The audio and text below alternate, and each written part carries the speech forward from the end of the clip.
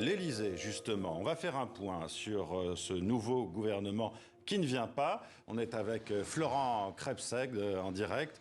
Alors Florent, toujours pas de fumée blanche qui sort de l'Élysée. Il ne s'agit pas d'une chose légère.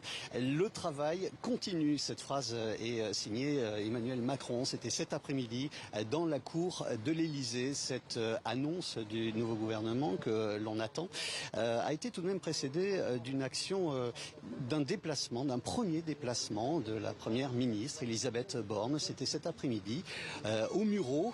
Déplacement accompagné de deux thématiques chères à son cœur, l'égalité des chances et l'émancipation des filles. Dès son arrivée, les journalistes avaient comme première question, vous en doutez, à quand la création et l'annonce de ce nouveau gouvernement? Voici sa réponse. Moi j'ai été nommé il y a quelques jours et je vous dis on ne va pas se mettre la pression de décider là tout de suite maintenant. On veut la meilleure équipe. C'est un choix qui est évidemment important d'avoir une équipe avec les meilleurs talents et donc on y travaille et évidemment ne vous impatientez pas. Eh bien vous verrez voilà. On verra.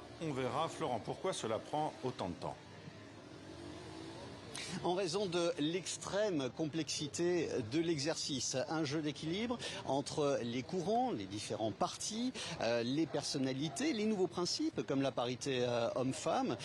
Il faut prendre en compte également la nouvelle donne politique après la présidentielle. Prendre de l'avance également sur la prochaine donne politique. Je vous rappelle que dans moins d'un mois, il y aura le premier tour du scrutin législatif. Ce qui nous amène à la deuxième raison. Plus on retarde l'annonce d'un gouvernement, plus on retarde l'entrée effective de la campagne électorale et puis ce qui peut permettre également à la majorité présidentielle de laisser le temps à l'union de la gauche d'étaler au grand jour ses premières divisions. La dernière raison de ce moment long, eh bien, c'est la vérification des patrimoines et des situations fiscales de tous ces candidats au poste de Premier ministre. C'est un travail extrêmement long, ça peut prendre des heures, voire même des jours, selon certains cas. Et Florent, d'ores et déjà, Emmanuel Macron a aussi une indication sur la manière dont le choix qu'il a fait pour nommer Elisabeth Borne en tant que Premier ministre a été perçu.